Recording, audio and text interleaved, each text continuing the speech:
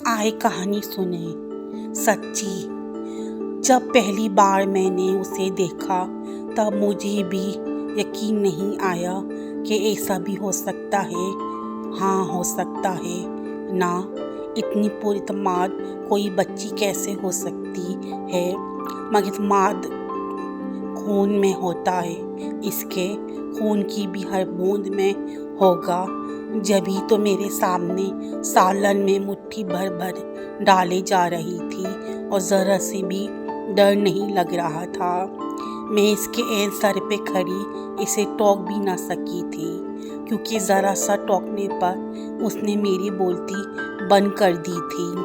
अचानक रोककर और वो भी दाढ़े मार मार कर इस सूरत हाल को देख कर तो कोई भी मुझे कसूरवार समझ सकता था। आंटी मुझे अम्मी बुला रही होंगी, मैं चलती हूँ। और हाँ, खाना ज़रा जल्दी लगा दीजिएगा, मुझे सख्त भूख लग रही है। इसकी अय्यार आंखों में चमक थी, यानी उस खाने को जैसे इसने मेरे सामने नमक की कान बनाया था। मैं इसे जल्द अज जल्द टेबल तक भी ले आऊं। या अल्लाह, मैं अब क्या करूं। सास की मुतवक्का फटकार का सोच कर ही मेरा दिल बैठा जा रहा था। फिर मैंने दानिश को कॉल कर दी थी कि फ़ौरन इसे कुछ ले आए। तब वो ऐन वक्त पर मदद को पहुंच गया और इसकी मेहरबानी थी, वरना तो वो नशी थी। उम्र तकरीबन 12 के करीब। पहली बार उसकी माँ ने मुझे मेरे नहाने के वक्त मोटर बंद करके मुझे अपनी अहमियत का एहसास दिलाया था। मगर मैं अपनी इस बख्ती का एहसास रो रो कर भी किसी को ना करवा सकी कि उसने तकरीबन घंटे भर मुझे बाथरूम में खड़ा रखा है। उसके तासुरात ज़रा से भी नहीं बदले और मेरे अंदर का एहसास इंसान खून का खतरा खतरा होकर बह चुका था। ज़रा सा एतबार बस दानिश ने ही किया था, मगर कहा कुछ नहीं। अब वही मुसर्रत की बेटी मुसलसल एहसास दिला रही थी कि वो बेटी किसकी है। खीर बनाई तो खीर में से मछली की सख्त बदबू आने लगी थी, और पुलाव बनाया तो वो भी पानी पानी, और स्पैगेटी भी बर्बाद, चिकन कढ़ाई भी तबाही के दाने पर। मुझे लगा मैं ढंग से कुछ भी नहीं कर सकती। सारे में मेरे फुहरपन के चर्चे थे। तब मुझे एक तरकीब सूझी। मैंने इससे दोस्ती की कोशिशें शुरू कर दी। कभी चॉकलेट देकर तो कभी वेफर, कभी आइसक्रीम कौन। तब वो आहिस्ता आहिस्ता पिघलने लगी थी, मगर पूरी तरह नहीं। आधी उम्र तो इससे जलील होते गुजर गई। बाकी की ही कुछ अच्छी हो जाए। सिर के चंद एक सफ़ेद बालों को देखकर मुझे रोना आ गया था। अब रोना धोना बेकार था।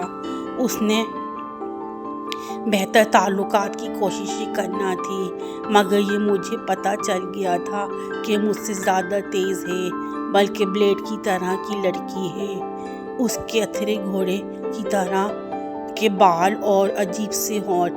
जब जवानी की दहलीज पर लांघने मुझे मालूम हो चुका था कि क्या होगा। इसके होते मेरी सास ने कभी इसकी माँ से कुछ नहीं कहा, क्योंकि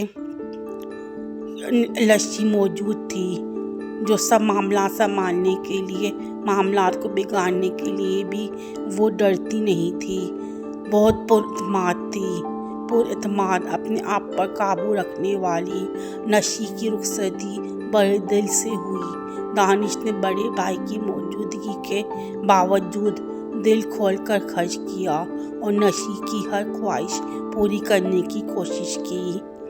मेरा क्या था, मैं तो सिर्फ उसके चले जाने पर ही बेइंतहा खुश थी। नशी की सास नशी को बहुत खुशी से ब्याह कर ले गई थी।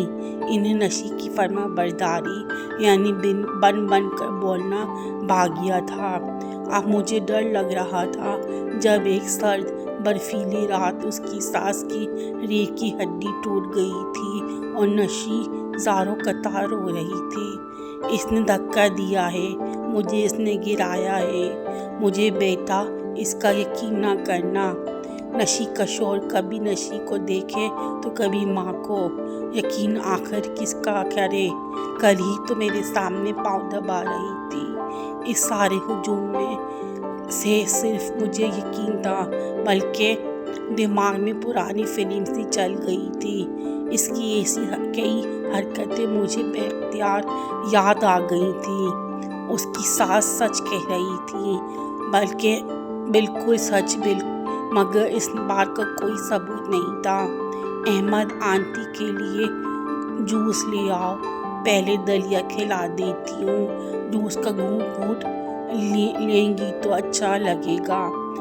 अब आंटी की और वो अकेली रह गए थे। तब पर्दे के अंदर इसका असल चेहरा सामने आया था।